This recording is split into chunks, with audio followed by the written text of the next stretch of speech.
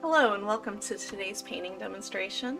Today I'm going to be showing you how to paint this lovely, it looks like almost a European style country rose garden.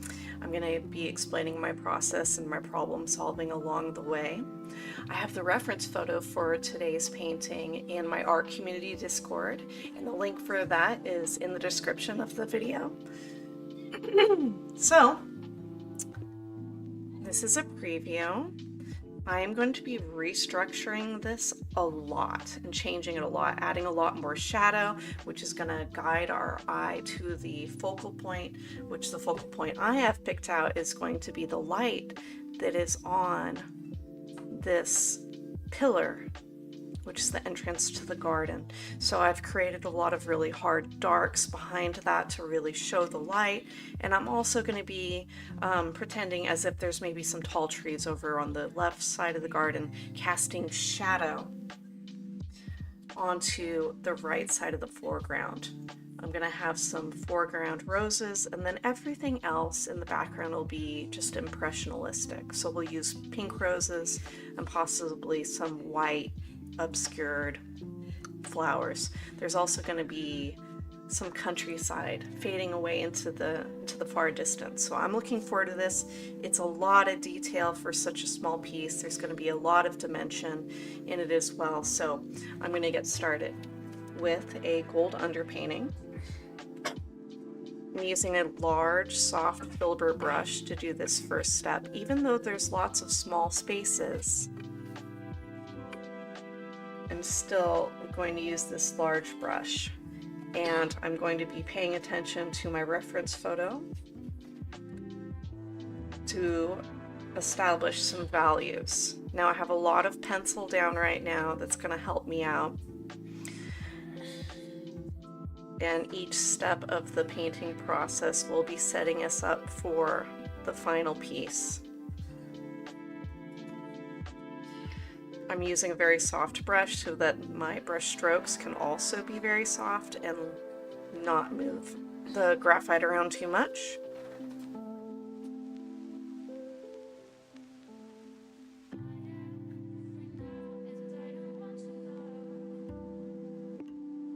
Right now I'm using quinacridone nickel Azo Gold, but that is a discontinued pigment, and I'm going to need to do some problem solving on that. This is a transparent color.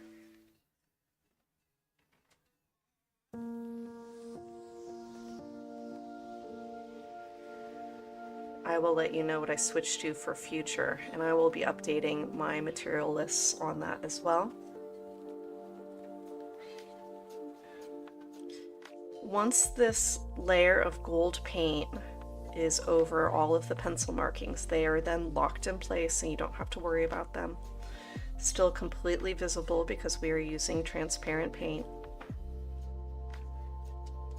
And I'm starting with the dark values first, because anything that goes over them will only make them just a little bit darker.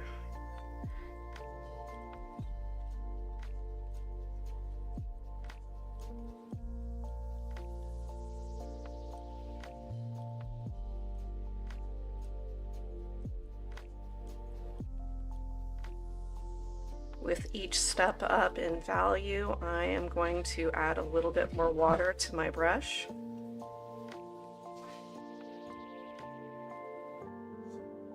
And that's going to lighten up the color. It'll be a little bit more gold and more transparent as well.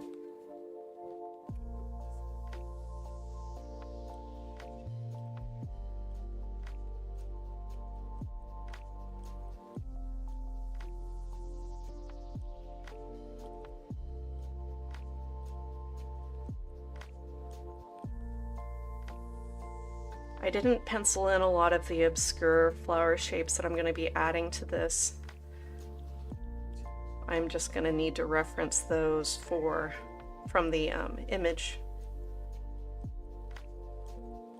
And I'm going to put them wherever it seems right.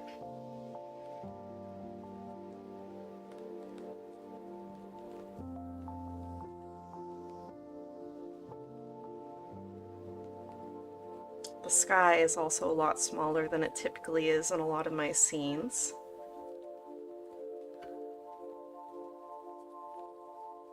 And I'll just be delicately adding some clouds where it seems right.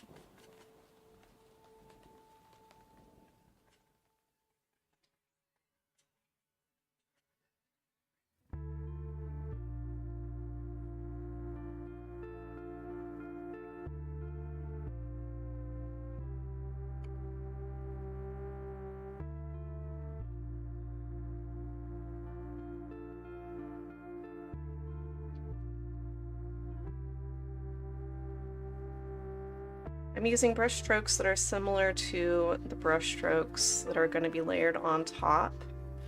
Just creating a foundation for the next layer. That gives you a lot of confidence moving forward because you have a guide for yourself. Just reinforcing what you're going to do.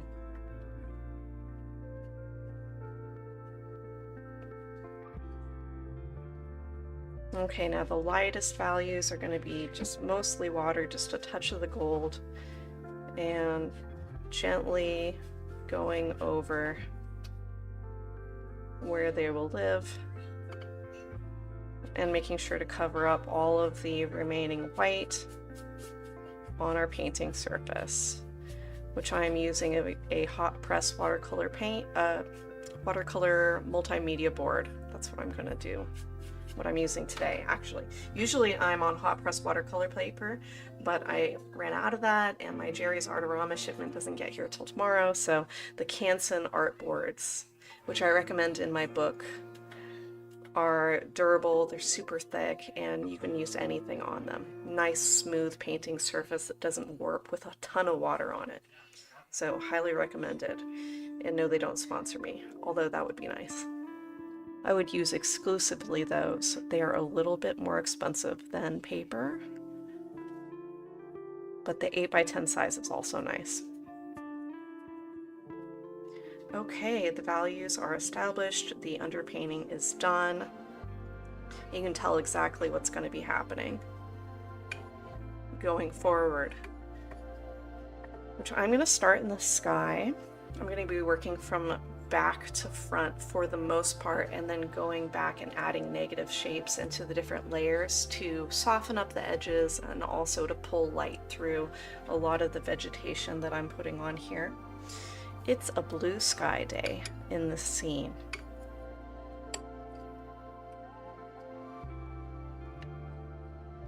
I'm using titanium white and just a touch of cerulean blue.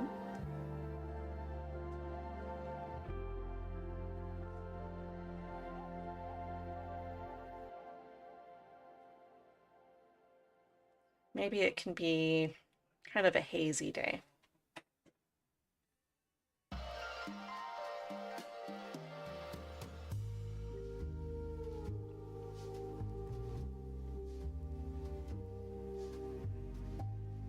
going to make a slightly smaller or stronger blue, smaller amount of it at the bottom of my blue pile.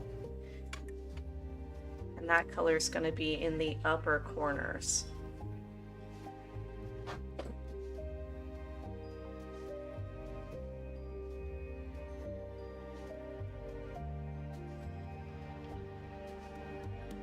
And the horizon line is going to have some atmosphere, and that's going to make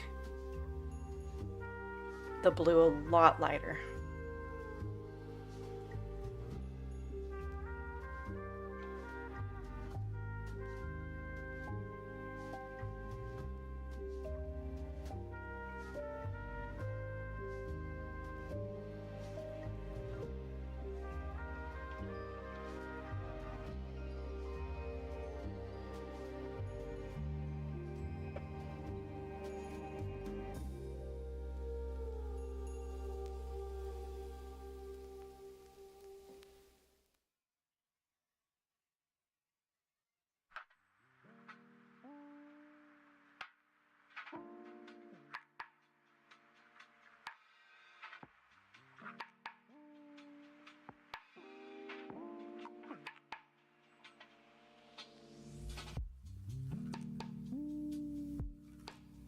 I'm glad that I'm working a little bit bigger on this painting than our usual 6x6 tutorial size because there is a lot of elements that are going to be added to this.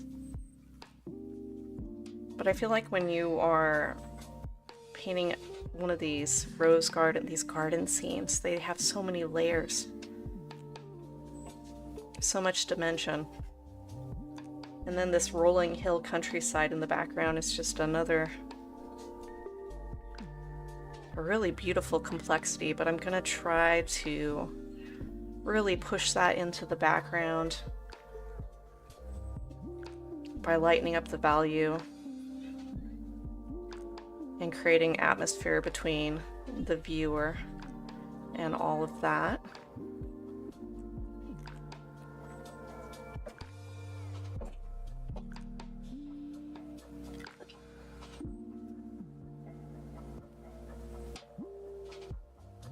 Almost completely white on that distant horizon.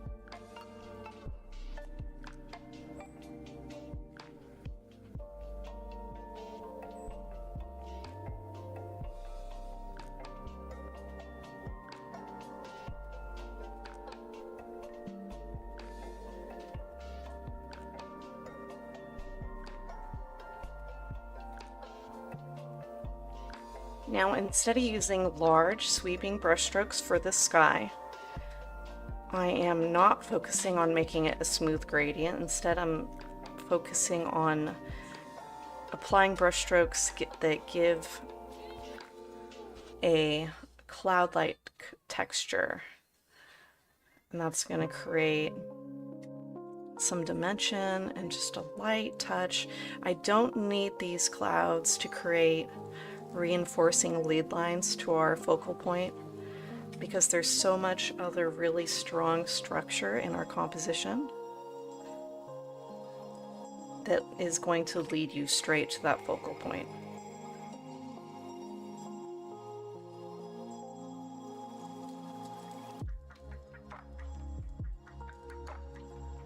A little bit more white haze on the horizon line.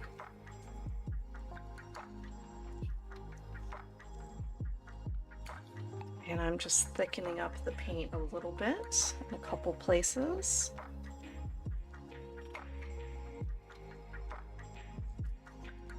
When these thin layers of acrylic paint dry, they show how transparent they really are.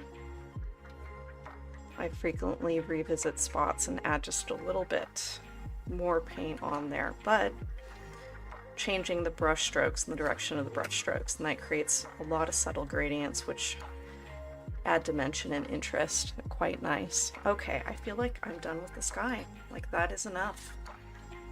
That is quite enough. Now there's a tiny strip of far distant countryside, and I'm just going to be using cerulean blue mixed into that sky area, so there's a touch of white.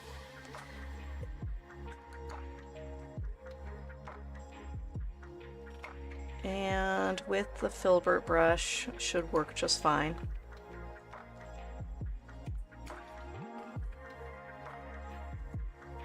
If you feel like you don't have enough control with your filbert brush, you can switch to either a flat or a point brush for this.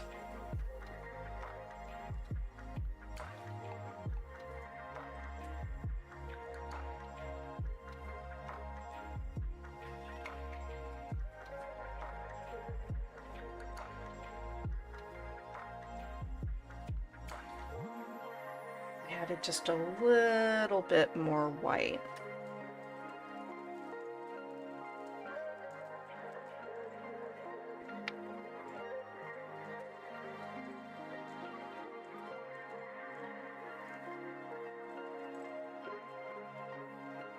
Now cerulean blue and a touch of the gold is going to make that far distant green. Add a touch of white to that. Now I'm going to use the filbert brush for these tiny, tiny tree shapes. So I'm going to push up. And that's going to give a softer edge.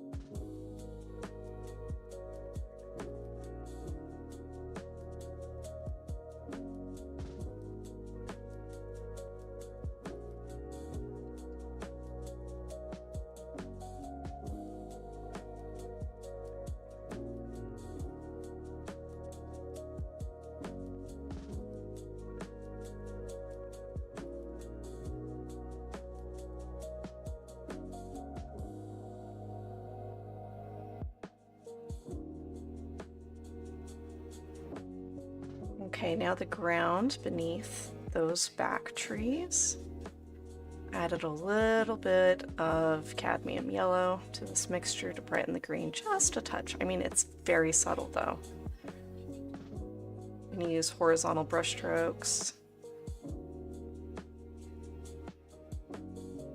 revealing a lot of underpainting as well.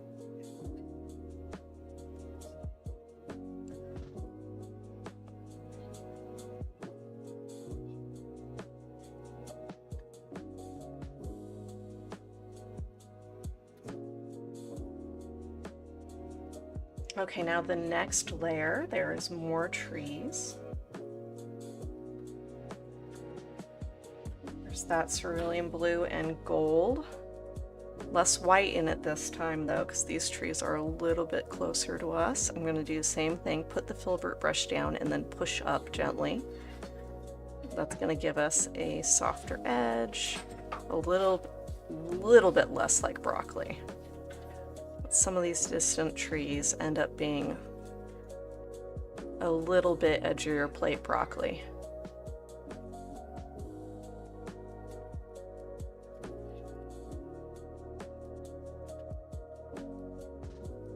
Okay, now cadmium yellow, not cadmium yellow, yes, cadmium yellow, white.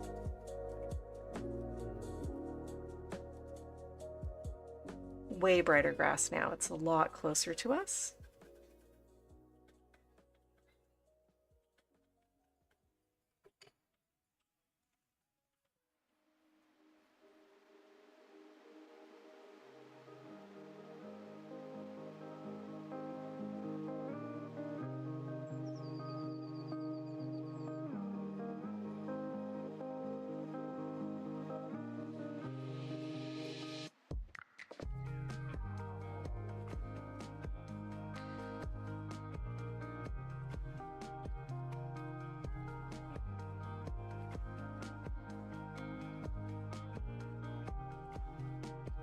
Trying to use really as long as possible horizontal brush strokes here to create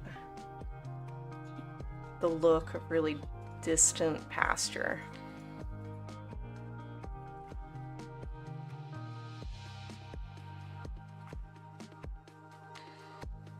Preferably, you're going to want those brush strokes to move all the way across the space that you have for them.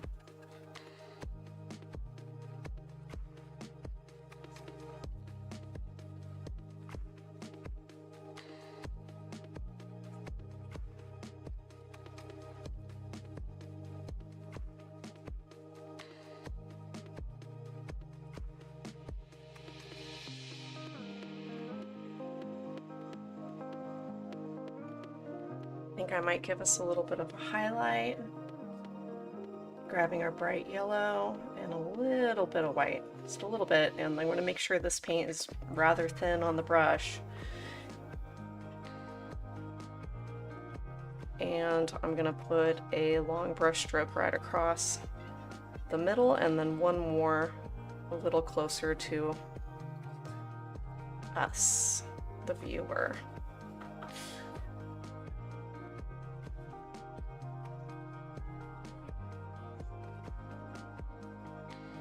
I feel the need to add a little bit more dimension to these trees.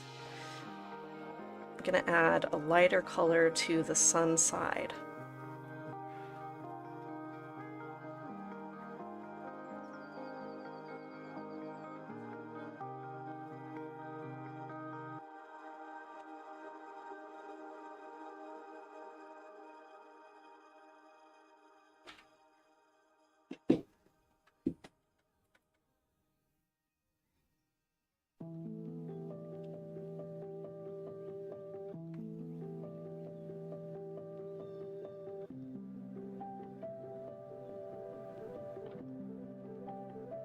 Okay.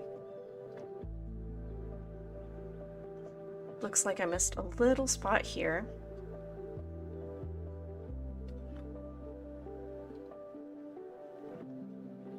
Doesn't have to be too specific, just generally needs to be filled in with one of those background colors. And then I think between these trees there's a little bit of space.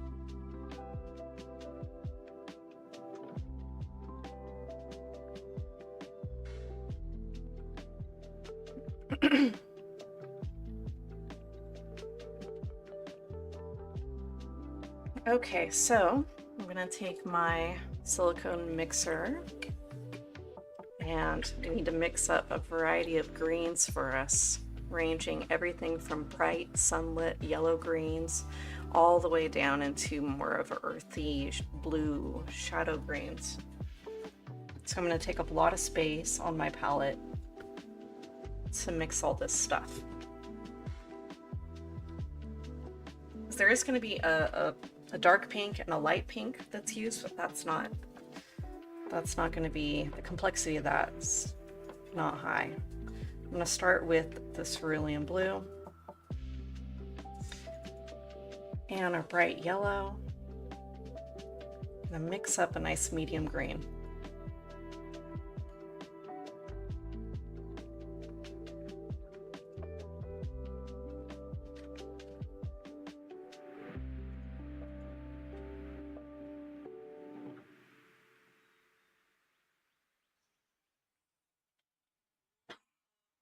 I'm going to go lighter and darker with this. Probably, yeah, you know what? I'm going to mix a lot of it.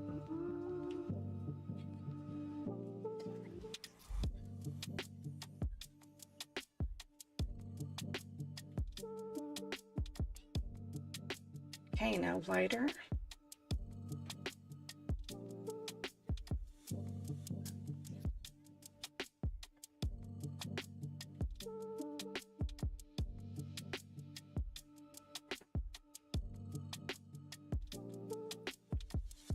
And then whiter over here. And I'm going to put more yellow on the other side. It's going to branch off in two different directions.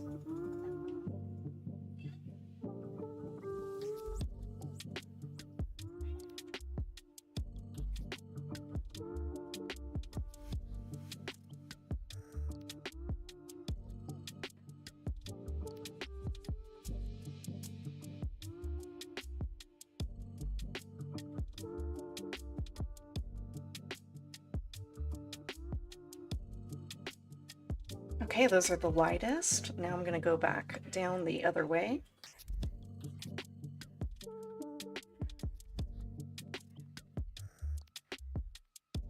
Our darkest green is going to be ultramarine blue and the gold from the underpainting.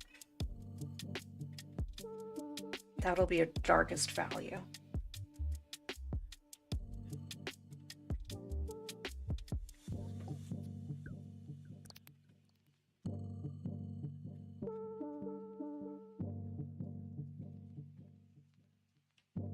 And I'm going to need more gold for that, probably just a couple of drips.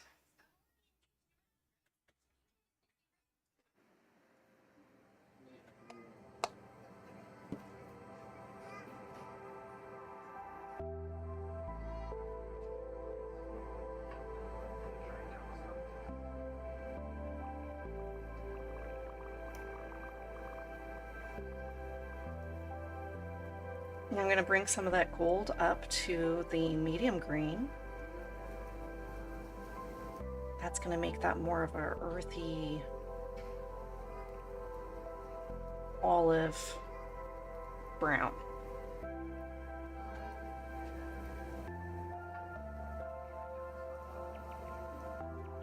Then I'll make a halfway point from the darkest value to that olive green, and then I think we're ready to roll.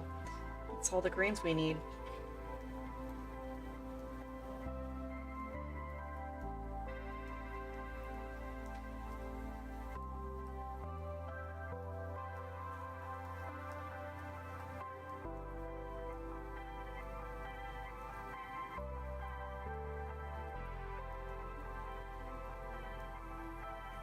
It's really lovely variety. You can tell each one apart, but they all definitely are related. They don't look jarring next to each other. It all belongs. Okay, so I'm going to switch over to our 1/4" flat brush. I use flat brushes as much as I can, whenever I can. And for the size painting that I'm usually demonstrating, the 1/4" is the best middle ground. Okay, so I'm going to start with probably the dark colors, the dark values.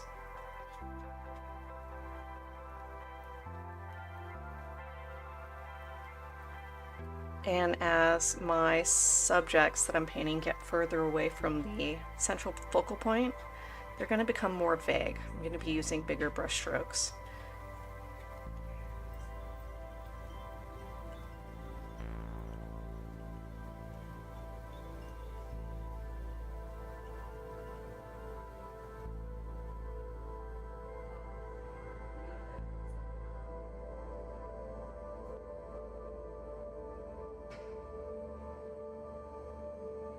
The brush strokes that I'm using for the plants will be more vertical, and then for the ground will be more horizontal. That will imply their form.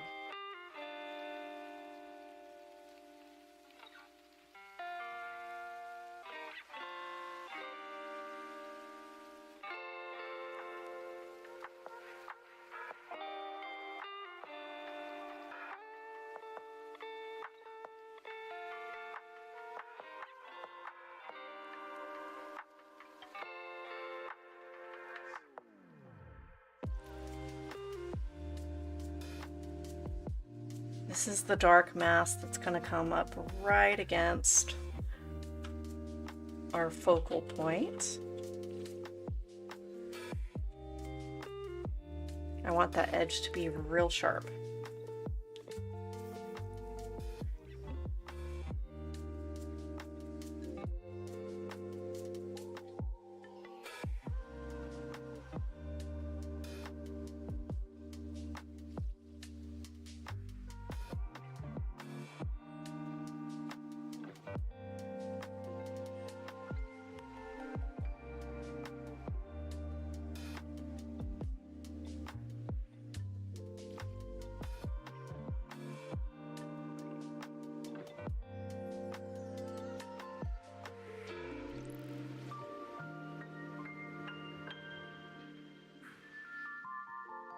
There is a shadowed rose bush that's behind that pillar, and so I'm going to trail off some of these shadow shapes into our background.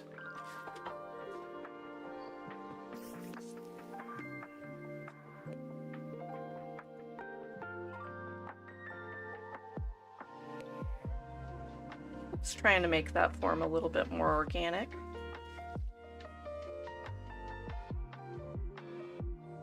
Okay, those are our darkest values are all in.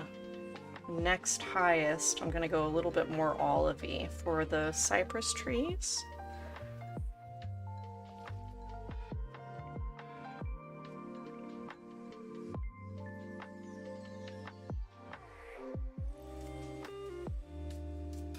See, at this point, we can really pay less attention to the reference photo because you've done so much work to establish what you're doing.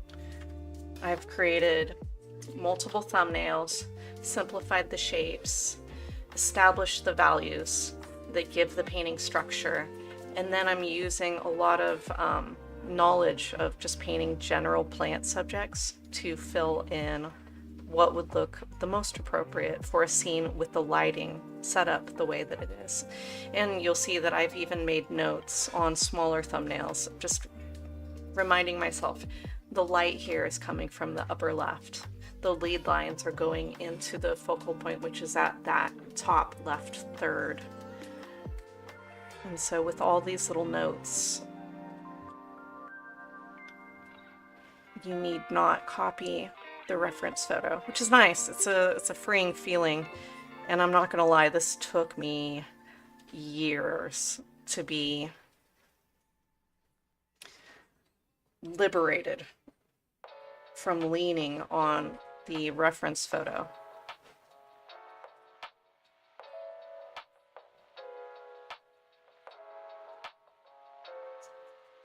Getting a little bit lighter in color as I move up the cypress tree.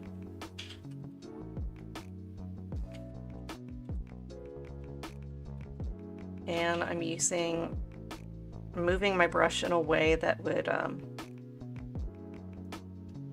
kind of convey the form of these upright shrub-esque trees.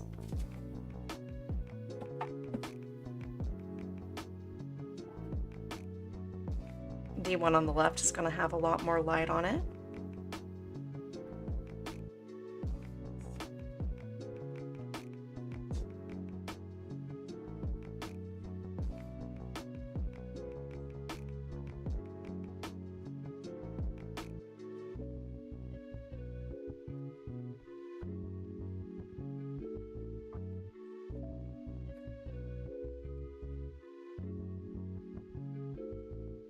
Okay, now let's go with a much lighter color.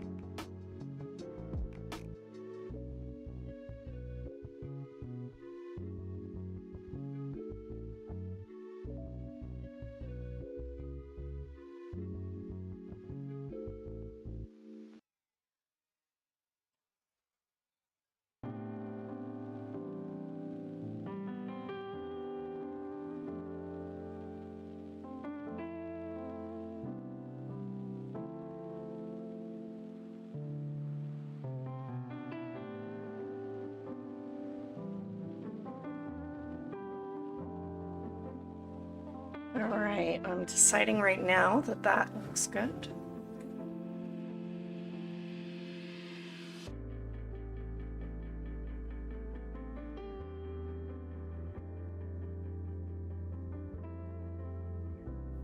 Okay, so usually I would checker this tree a little bit more, make it stand out, but I don't feel like we need such a strong form right there, so I'm gonna let it be soft and just blend out into the distance.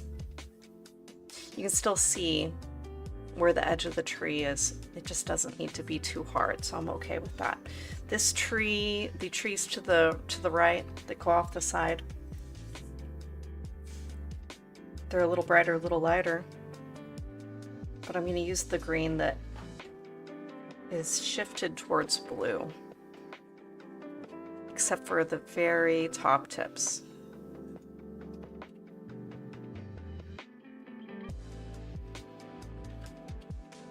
Also thinking it might be fun to reveal some branch work on these that are white branches, or what would end up being some gray.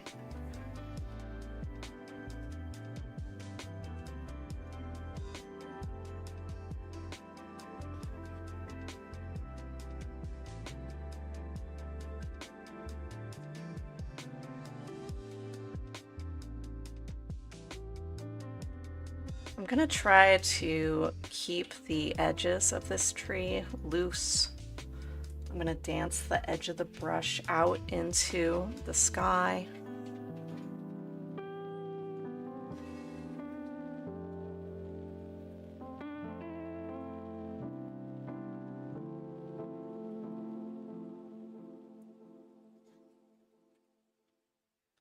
I'm rotating this brush a ton to get different shapes.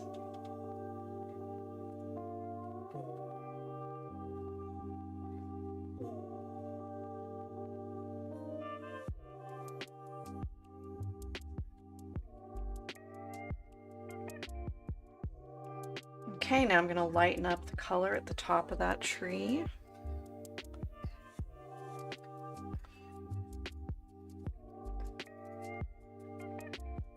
I'm going to use the green that has more white in it. It's giving us a very soft edge.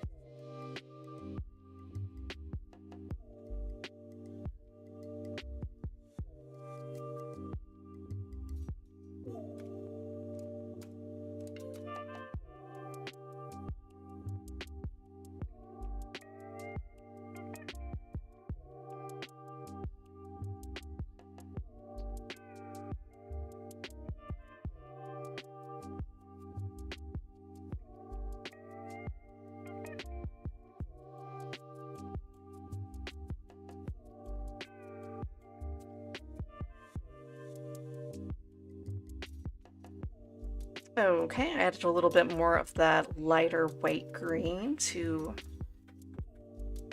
the tops and also sun side of that tree shrub. That incorporates that highlight color in.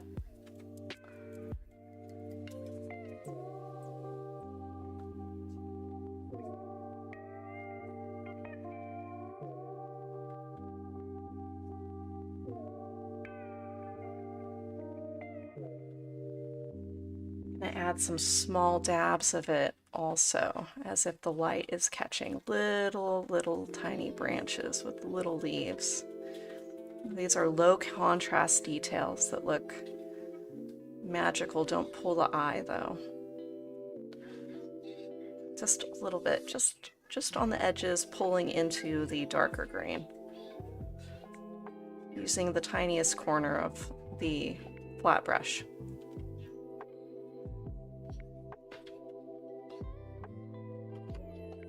Okay, I'm very happy with that, and since this is the only time, I think this is the only time I'm going to be using the script brush, so I'm just going to grab some white and a little bit of that sky blue green to make this not so punchy. And this is mostly in the shadow, I would imagine. Good amount of water in the brush, and I'm just going to drag up from the bottom and do a trunk and some reaching out branches. Just really quick, nothing super planned.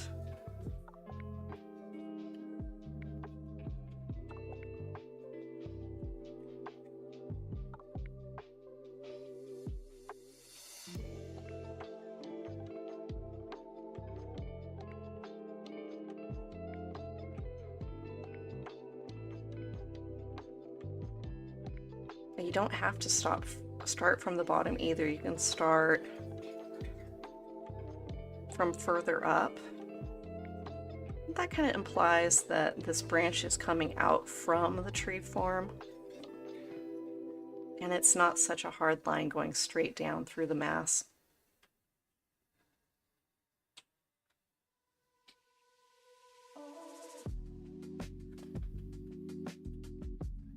Lots of branches play peekaboo in this way. They come out from the middle right at you and then up.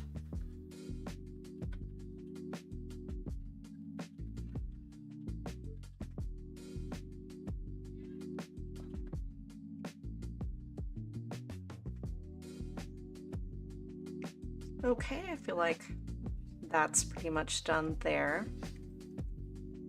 I'm going to move over to the what will be a medium to light shape. This is going to be a rose bush here.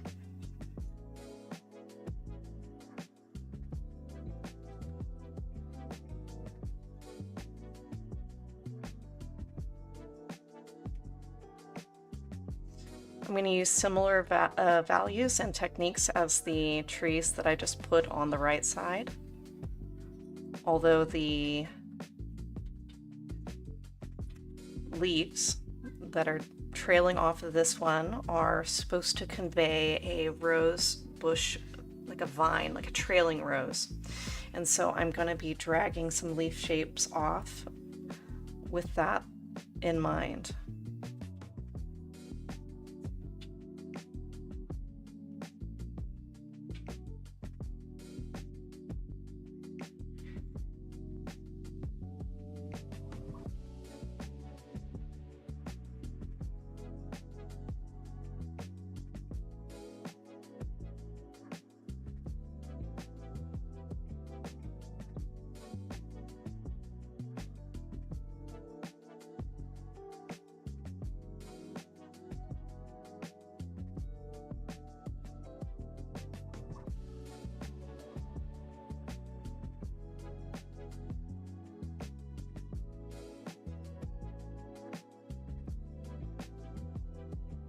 Trying to make sure there aren't any repeating shapes, or at least aren't any repeating shapes that are super noticeable. It's the high contrast repeating shapes that you really got to fix.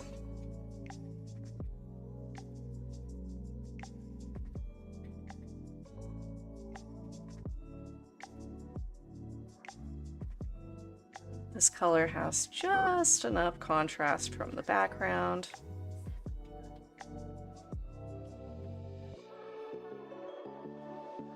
There are going to be some roses on this bush, although a lot less than what's in the reference photo. I felt like the reference photo was intense with detail.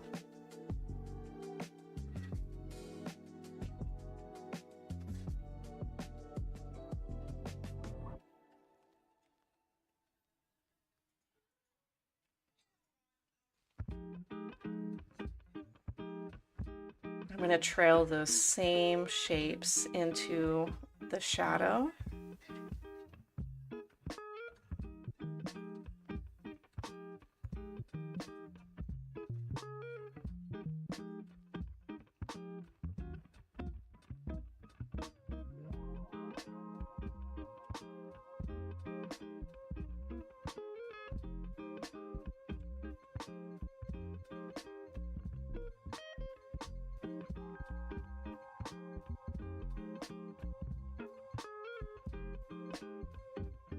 Still just using the flat brush here, and that's gonna tie together all of our little plant forms, I think.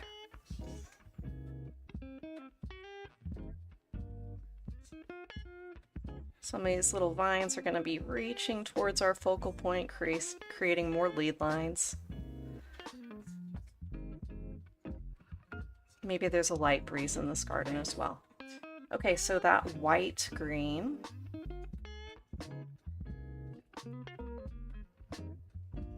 I'm going to pull off the side of that. I'm not going to be rinsing my brush out in between. And I'm going to create some lighter leaf shapes on this bush. I'm going to do them in clumps and on the top edge of the vines that are trailing off into the sky.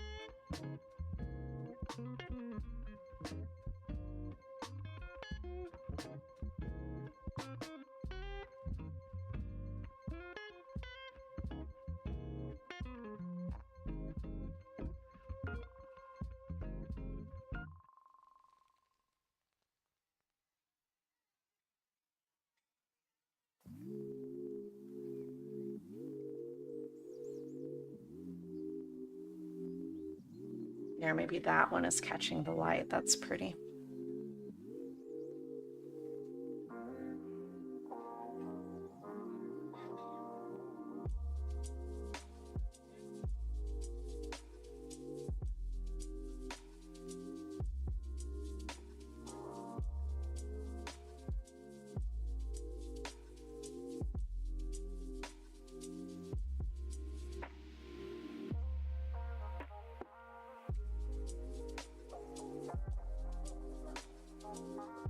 I feel like it's important to note that you don't want to highlight the entire bush. You want to kind of like take areas that would be coming forward and getting light and leaving the rest of the midtones to just support the general structure. If you highlight the whole thing, it's going to look like broccoli, like that broccoli, but super round, doesn't have dimension. Also keep in mind that there is going to be some flowers on this one. Okay, so this one, this mass, and this mass here are more of a medium value. I'm going to be leaving the path and the stonework till the end because those are going to be not green, which is in the minority for this scene. They'll be a little bit warmer, which is nice because warm colors really pop out when you put a bunch of cools all around them.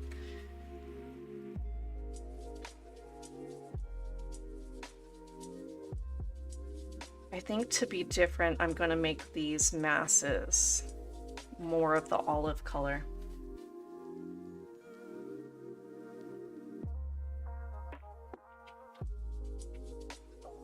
There'll be a different kind of rose bush. This will be our white roses.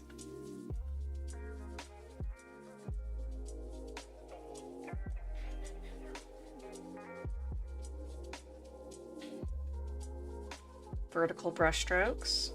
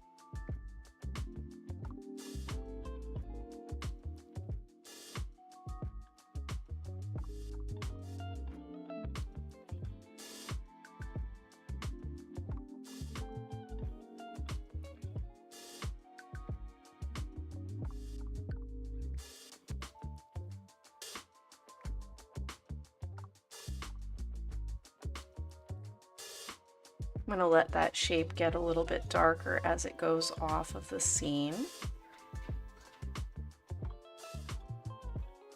And this one is going to stay this big.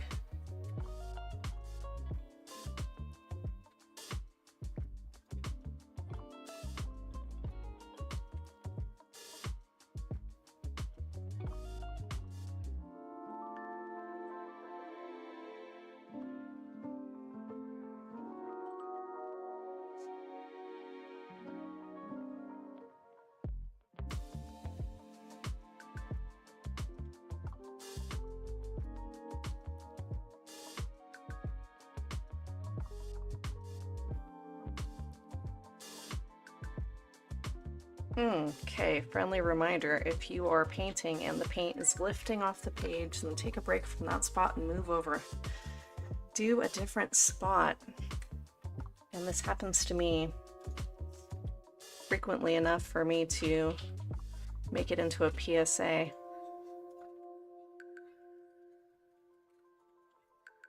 Sometimes you can lay it over real gently, but not always.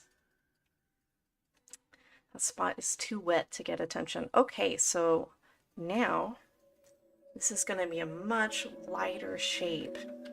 Going to come from the edge here all the way to our focal point. It's a nice, beautiful lead line. It's going to be a little bit darker and more muted on the edge of the painting, and then get lighter, lighter, lighter, and fade into our pillar here.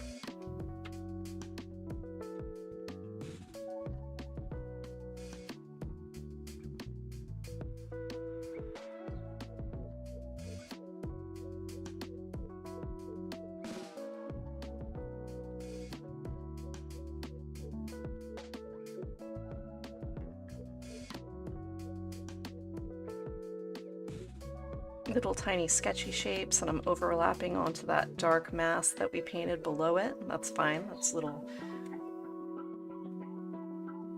leaf shapes.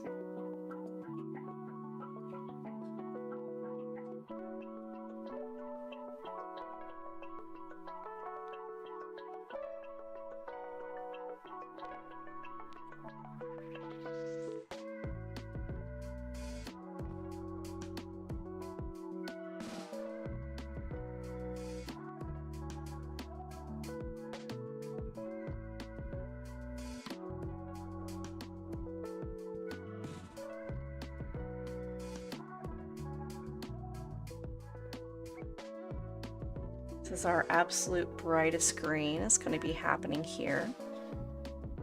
Might even add some straight yellow to this to give it contrast in front of our background. But I'm only going to be highlighting it in this middle spot right here.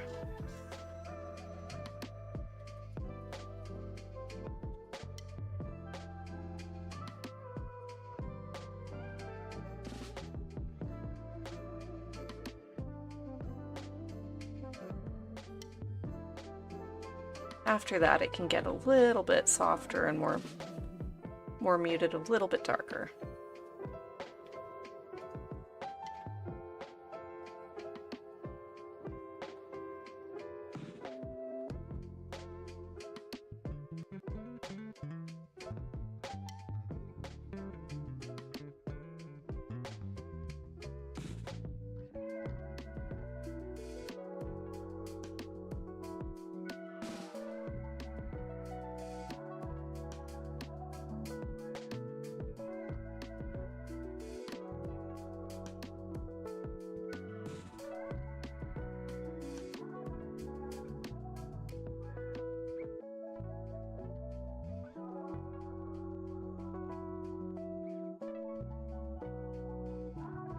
Going a little bit more blue and a little bit darker, but still is different than those background trees.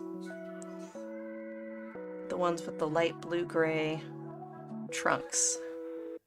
And then real soft edge off the side of the painting.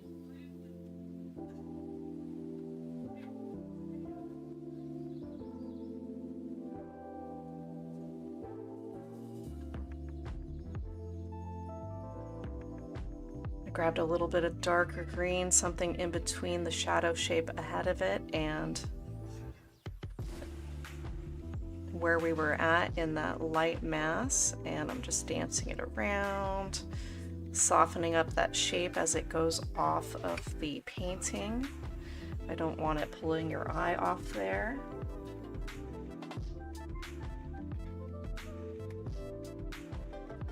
Just dancing those darks back and forth into the light shape and then into the dark shape, and creating little leaf designs and patterns as I go. Just be careful of repeating shapes and just keep on angling and rotating your brush around to create this little illusion. Okay, happy with that. That's nice. Just making sure nothing needs a little second layer. There's one spot I see a tiny reveal of pencil work. There we go.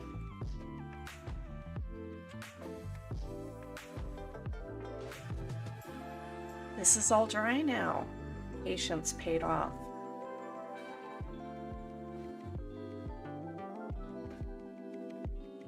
So much easier when you just wait and come back.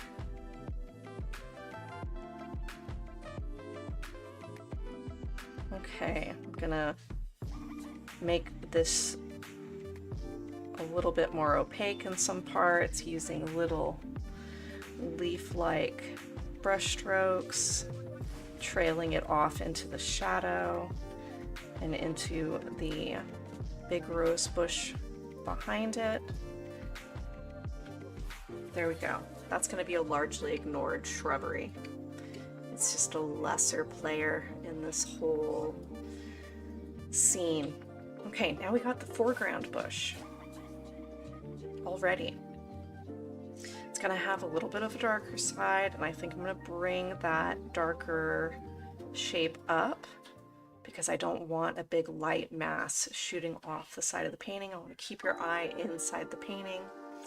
And so I will do that by darkening up the edges of the painting like this. And since we've already decided there's a bunch of random trees off the left of the scene, this all makes sense. All the shadows make sense. Conveniently planted dappley trees.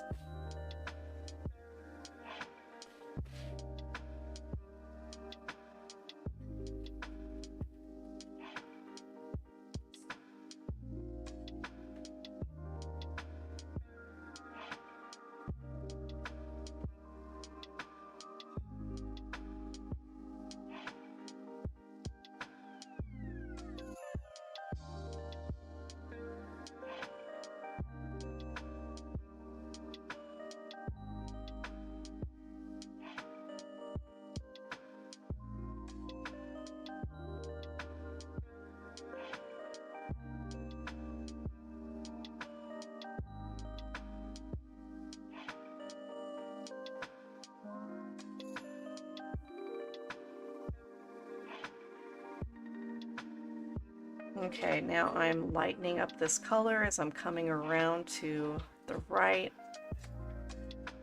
to more of a medium yellow green.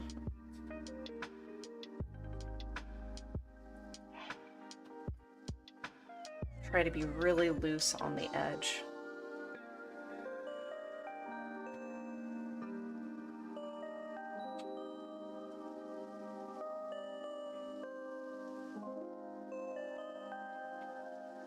I have some rose shapes with really tiny details that I'm planning on doing in this shrub. I have little pencil lines for where they might be, but I'm considering ignoring those completely. We'll see.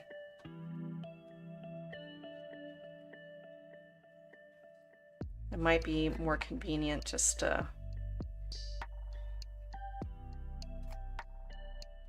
let the roses be the last thing that goes on.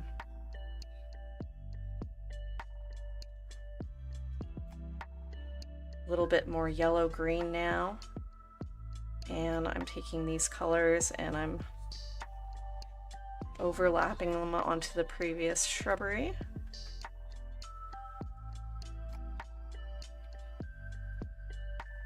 Little leaf shapes.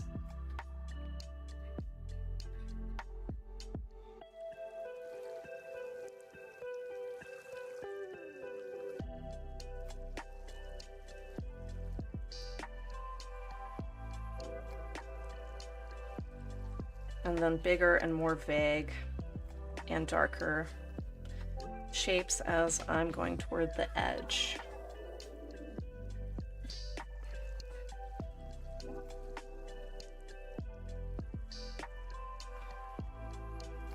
Not just a happy accident.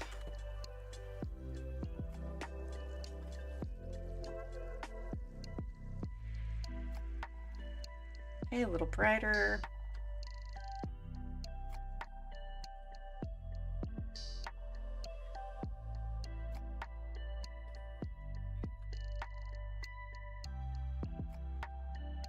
Brighter and more yellow-green.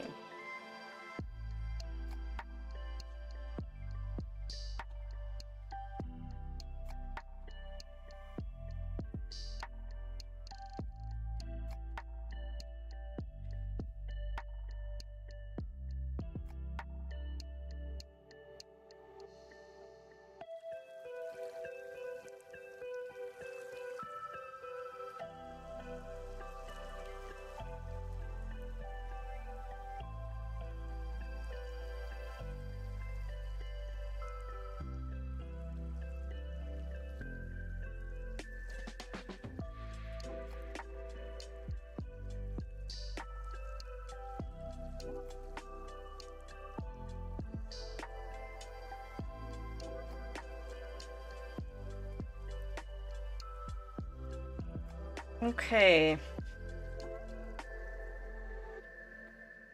That looks about right.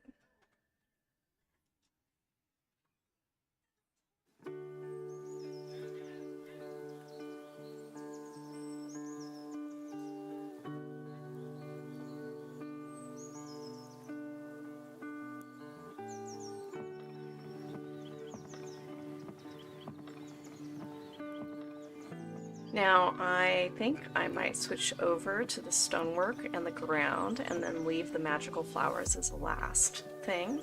Kind of like to bring the whole thing to life and have a nice, you know, display of what the garden looks like unbloomed versus bloomed.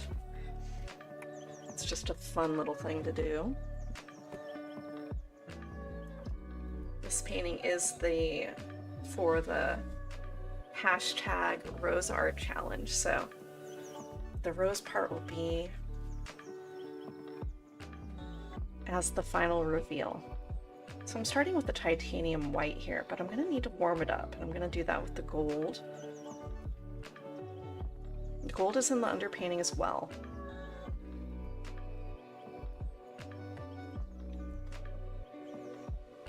And this is going to be pretty light paint. I do see some lit stonework as well as some shadowed stonework, which is a little bit cooler. Using the clean water. And I'm just going to be texturing where the light is on the path and the stone. And I'm going to drag over some of the foliage. And of course that's going to get more shadow as well. Horizontal brush strokes, really skinny brush strokes as well.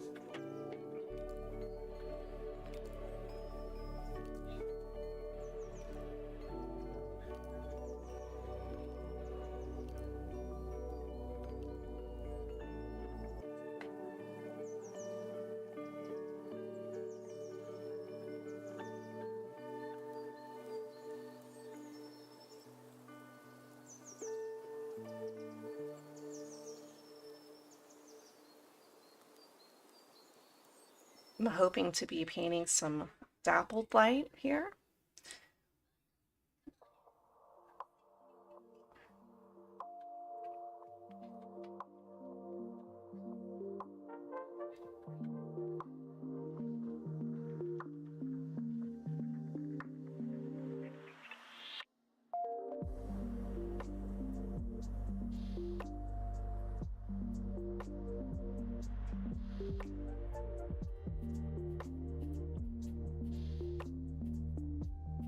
Suppose this would be a sand path. Now, for this little wall and pillar, I'm going to be switching to a smaller brush. I'm using number 1 point brush and our clean water. I'm going to start with a highlight and then work away from it. So the highlight is just going to be straight titanium white.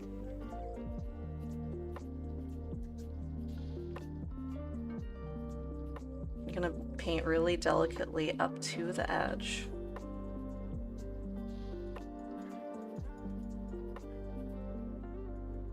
That triangle stone, and then down on the side, the light side.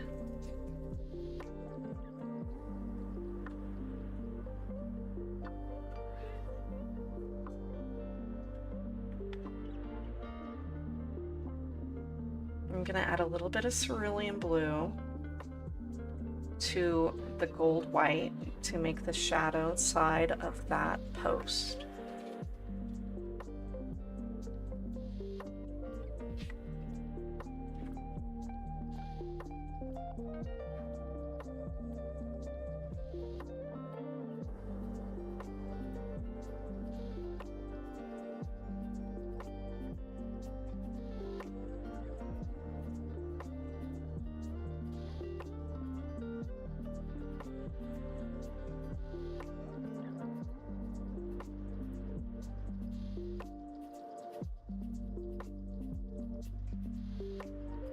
Gonna warm that up a touch and then add some ultramarine blue to make the value a little bit darker.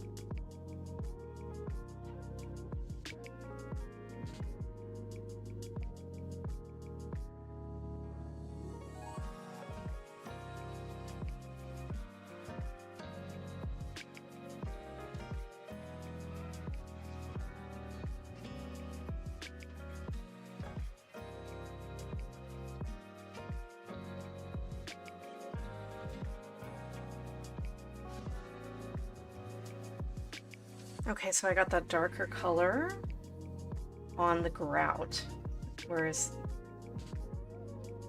is darker in value, and then I'm gonna put a shadow underneath these flagstones or capstones, whatever you call them, that are on top of the fence.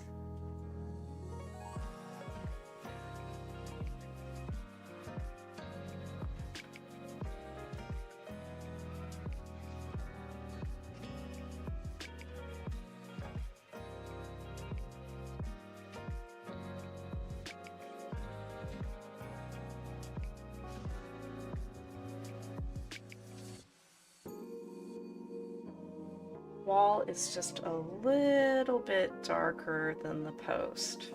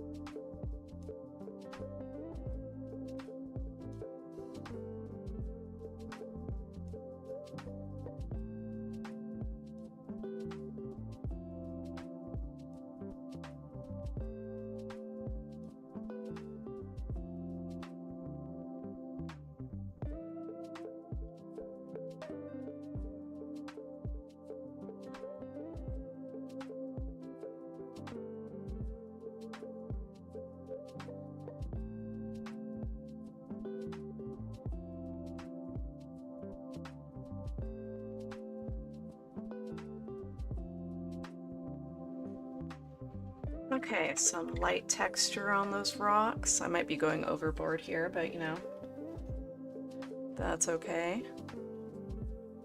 If you're gonna go overboard anywhere with detail, it's gonna be at your focal point. It's like where you have permission to go a little bit overboard.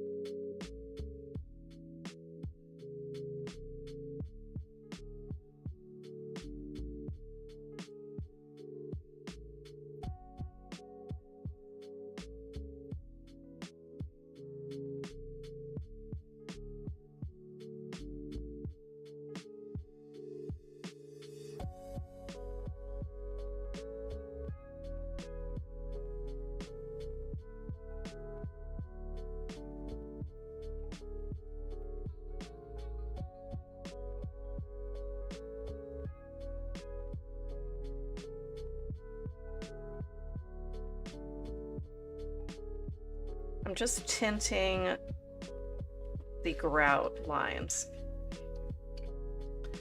giving them some more variation. I felt like they were a little too intense. Also,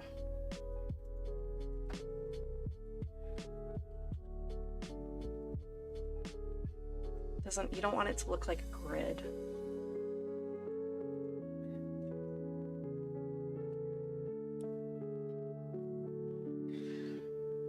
I mean, it is indeed a grid, but you want some shifting and transitioning lights, and then the grid itself is gonna be distracting.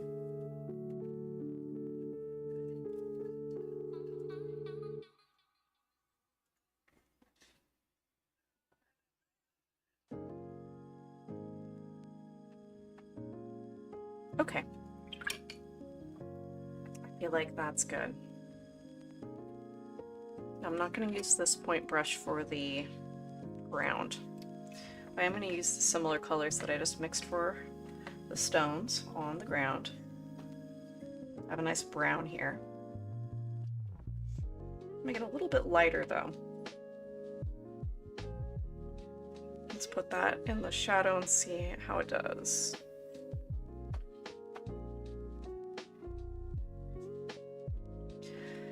Okay, so that's a good medium, but I will want to go darker. I'm using cadmium red to warm it up a bit.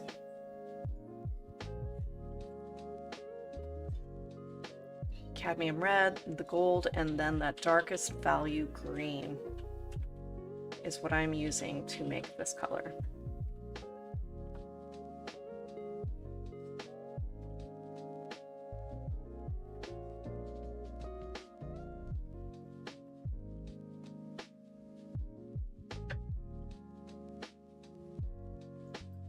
Horizontal brush strokes for our path. And I am going to be dragging it onto that shadowed bush.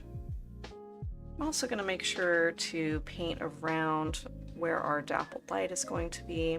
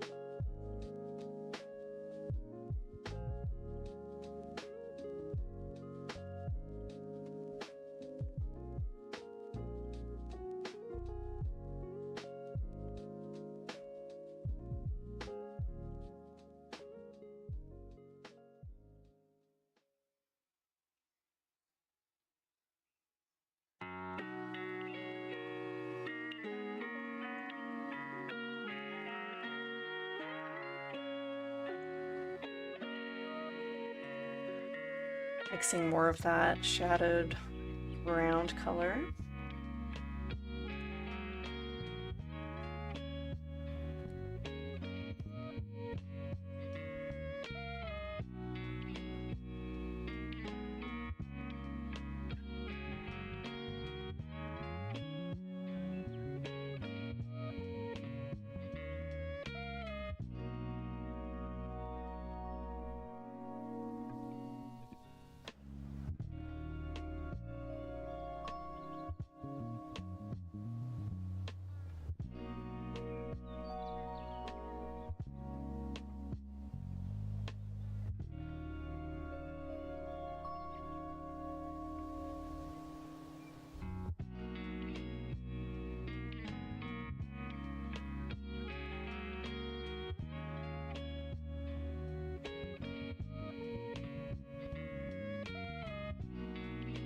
I'm going to let this get a little bit lighter in value as I go further into the scene, further down the path.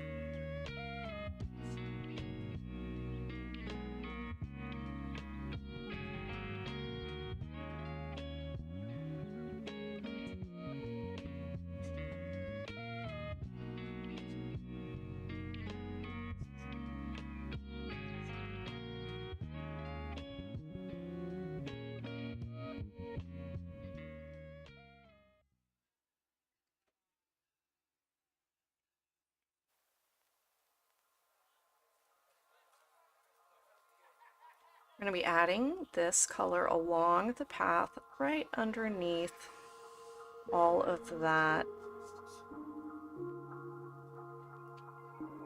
plant mass, especially the shadowed plant mass.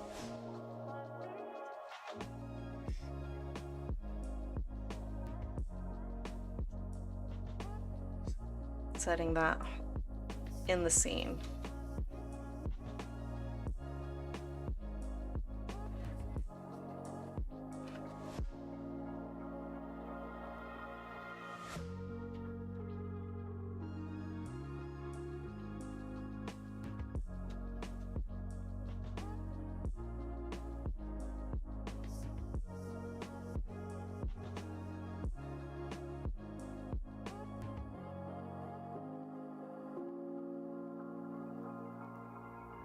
I'm dragging this shadow color into both of the neighboring shrubs.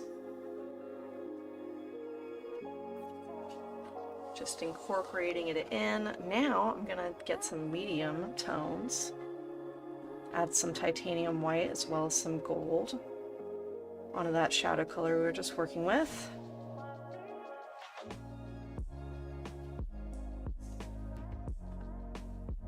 Using the same flat brush.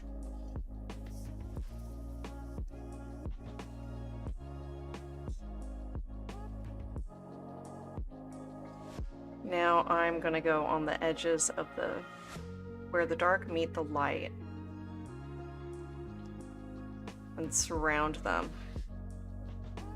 Mostly horizontal strokes here if you can manage.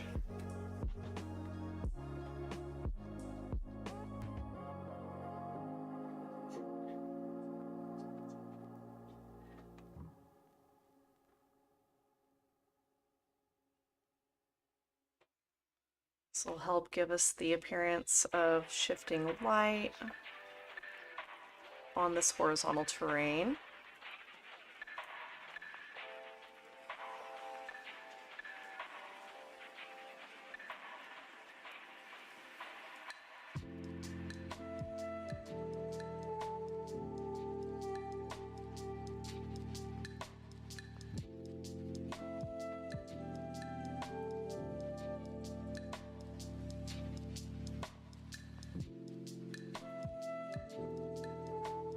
Totally okay if you overlap the light shape.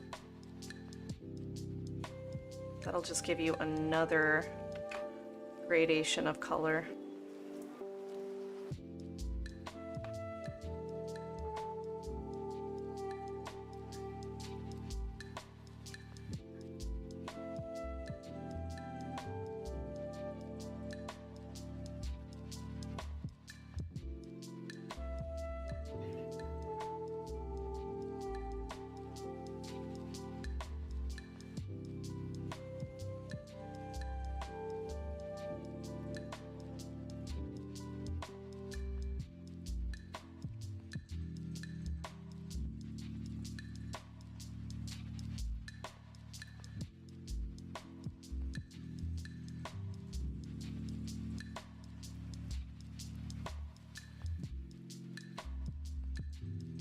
Now I went even lighter still on our path, and I'm adding little rocks and just some horizontal lines to convey some uneven dirt.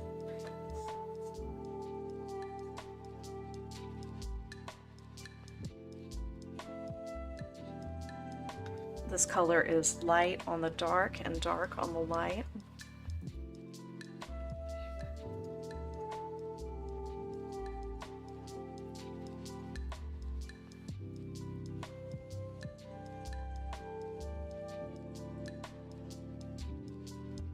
Less details as I come forward away from that focal point.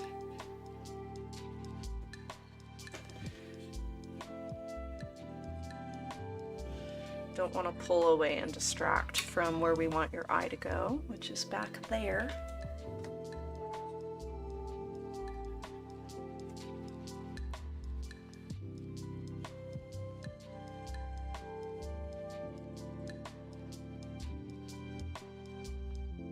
I'm blending in some of that shadow shape into this shadow foreground mass.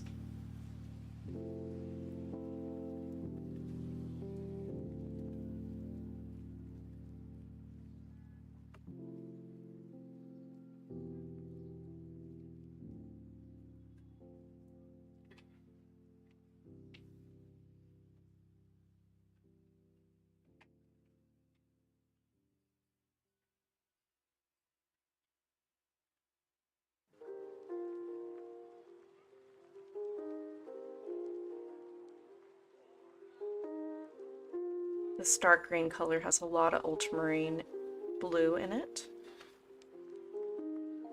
It's a very cool shadow. Okay, are you ready for roses? I'm ready for roses.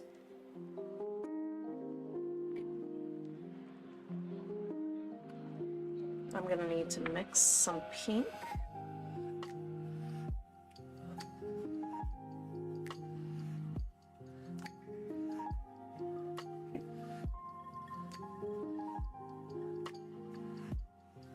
Starting with titanium white, cadmium red,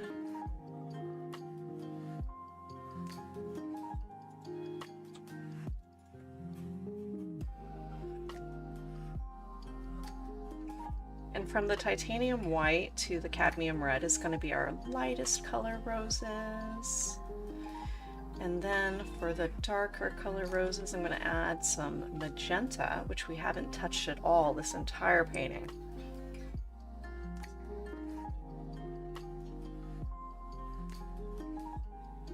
That'll be our shadowed flower color.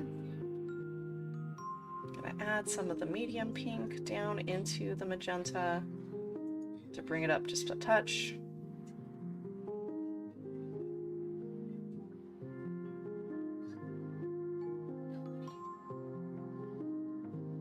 And there's our flower gradient. That's the plan. I think this color looks just lovely on green and also on cerulean blue.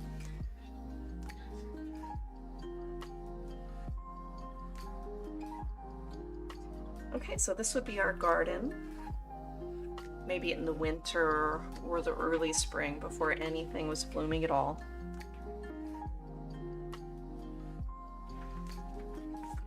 And I'm just going to pay attention to the foliage color and either choose a lighter rose color or a darker rose color based on how much light is hitting the spot. So I'm going to do a white rose bush here, and then some dark pink here and some light pink here, and then we'll get bigger with these two bushes.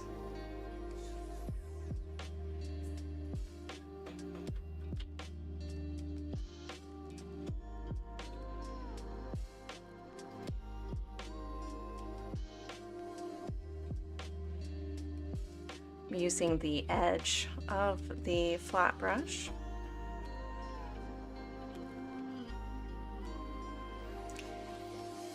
These are very vague shapes.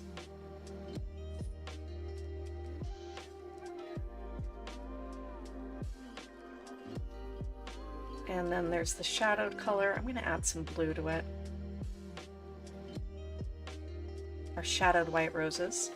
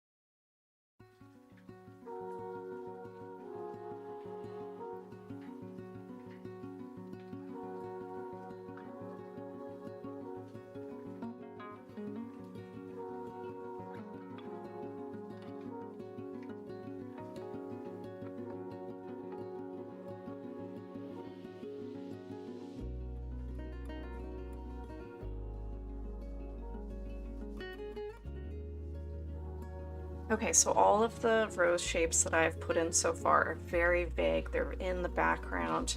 They are only different in just subtle variations, but mostly the value, the lighter ones and then the darker ones.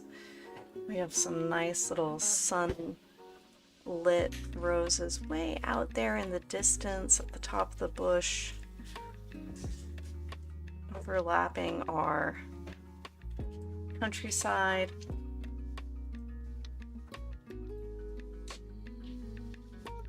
Love those details. Little tiny, tiny details, but they're leading up to focal point, so very close neighbors. Now for the foreground roses, they're going to get a little bit more detailing. The ones in the light are going to get a different treatment than the ones in the shadow.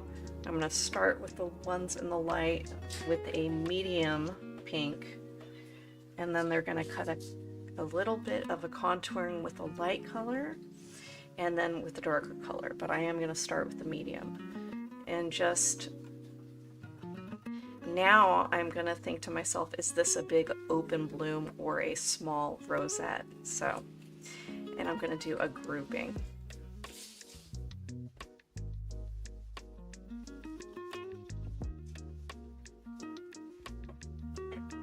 This is kind of like a bowl shape.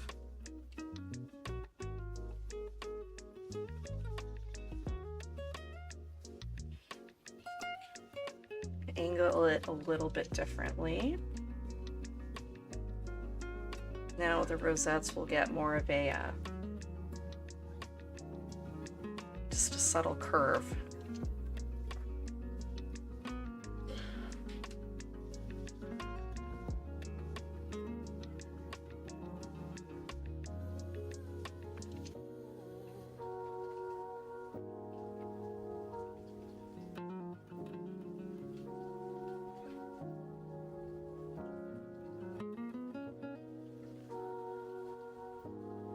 Maybe there will be a big one that is facing us. So I'm going to do 2 of those parenthesis shapes.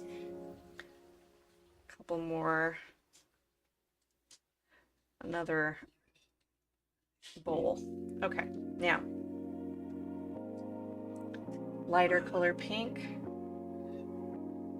I'm going to do, for the rosette, it will be just like a mirrored parenthesis type shape. Just be careful. You can overlap it. Just make sure all of the medium pink is on one side.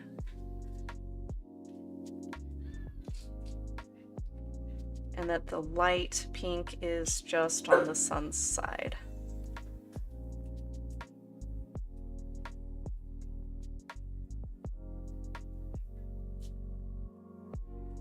Okay, now for the open roses that have the bowl shape, I'm going to make another bowl shape that's holding it, kind of doing something like this.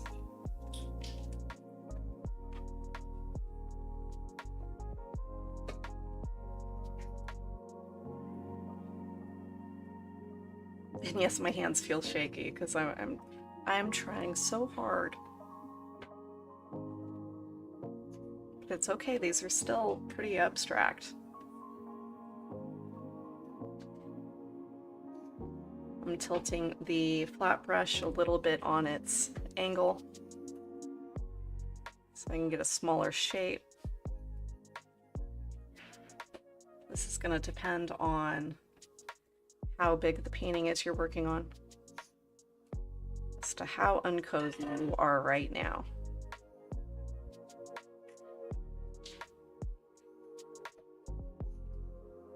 And then this one headed right for us, so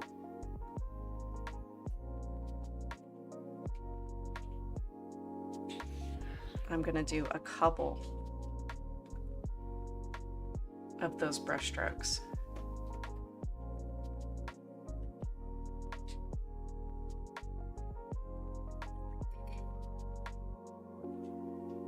I'm gonna pick up a darker color, darker pink.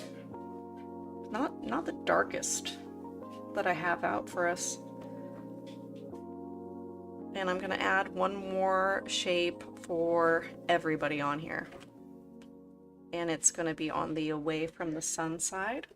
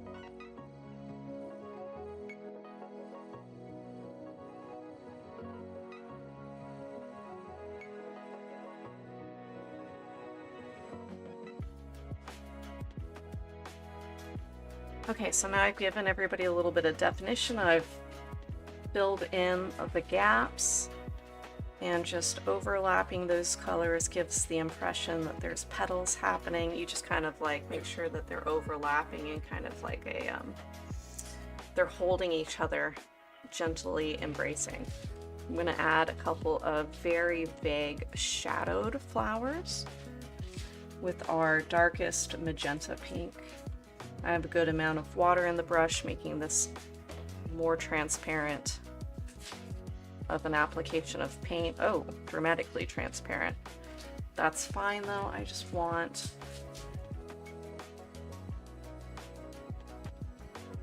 the impression that there's more roses underneath the foliage. It's at the edge of the painting. It's coming away from the focal point. I don't want these shapes pulling you off target. And I'm gonna add some,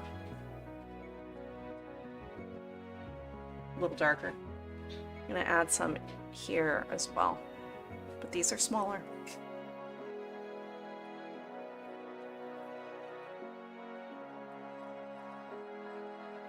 Different angles. These will dry a little bit more transparent.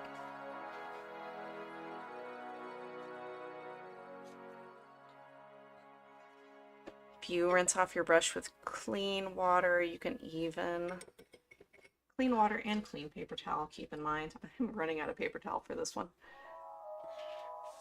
You can soften those up a bit.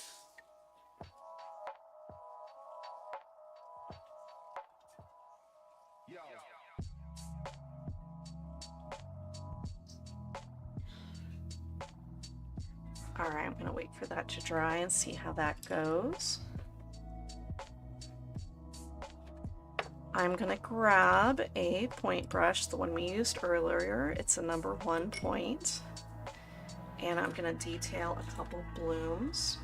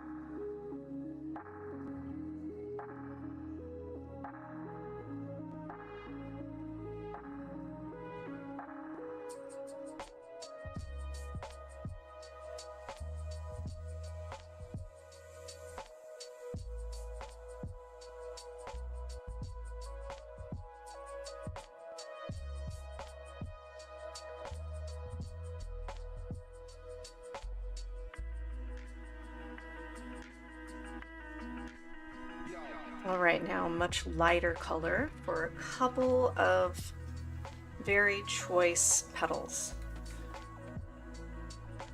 Like the lightest pink.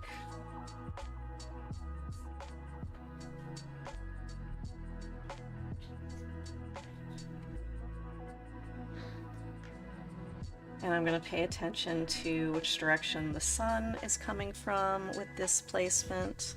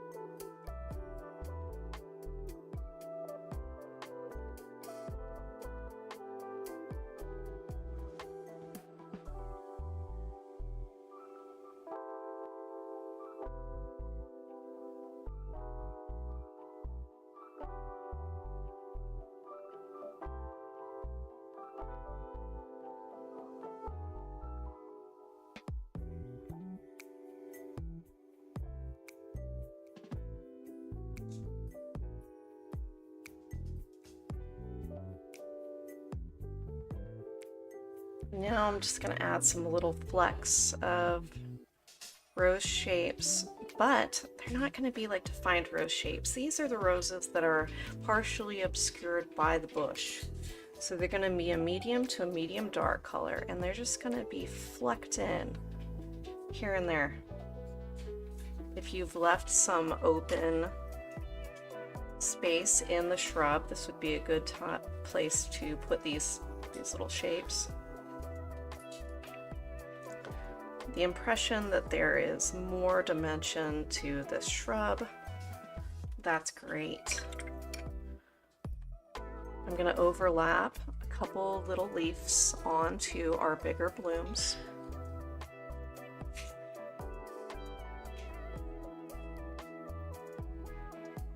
Using the medium to yellow green. And I'm just going to use a little triangular brush stroke.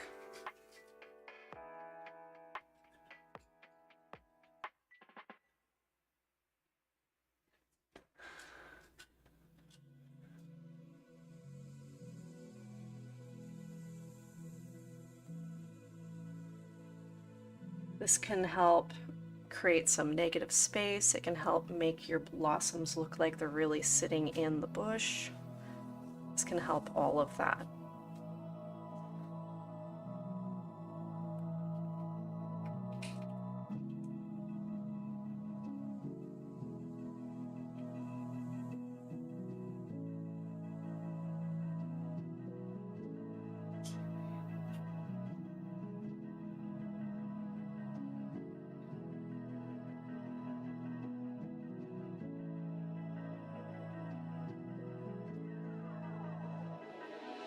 Okay, I think I'm going to highlight a couple little blooms in that top left corner.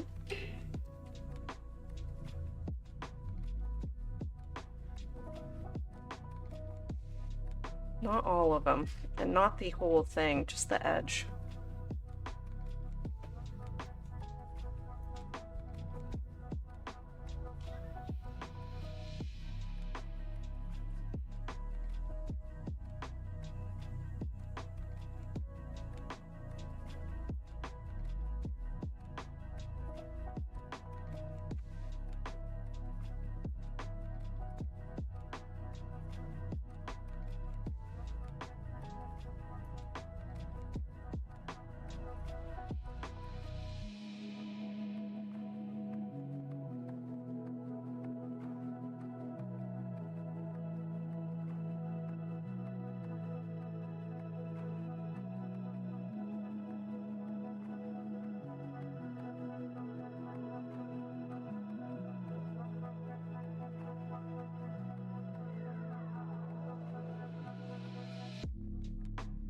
These are the final details that are coming together.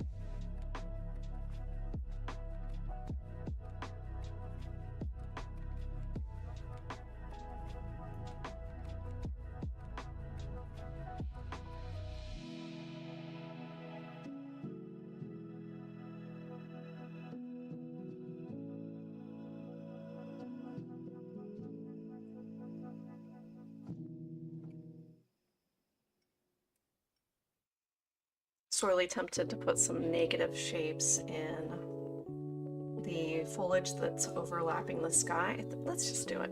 Let's do it. Just go all the way. going to use a number 2 point brush for this because those spots are pretty small. And I don't have any white blue mixed. I'm going to need to tease that away. Running out of space here.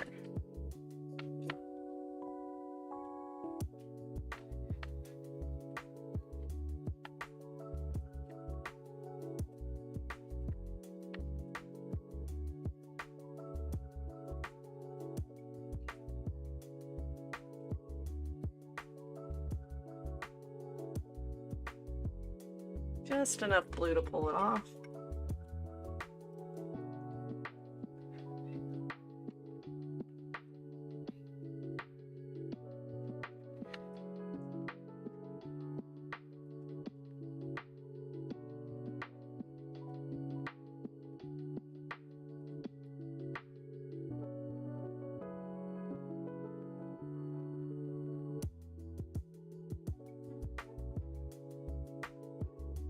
I'm going to group up these shapes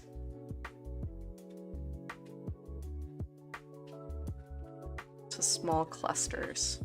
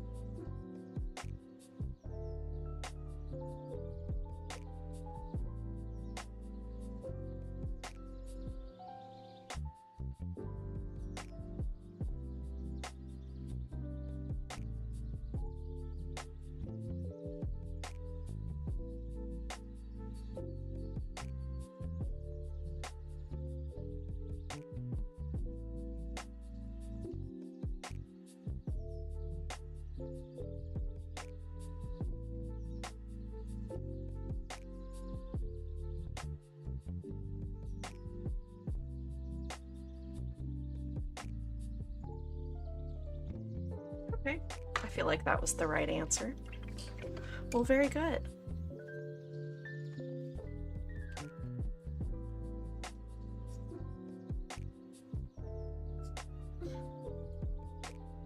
A lot of detail work on this painting. I hope that you got some value out of seeing the process of how something like this comes together and the problem solving and the decision making that goes into doing something like this, the evolution of it over time, and then of course the plan versus what you end up getting, which can be different. You really have to take the reins away from your reference photo, and it takes a lot of repetition and a lot of practice to get there. I was stuck copying reference photos for years and years and years. It's so tempting, and so it's like a security blanket. So I totally understand, but once you free yourself, you will just have so much more fun with your paintings and building up from a really sound foundation. And so yeah, I hope you enjoyed this painting process video, and until next time, happy painting.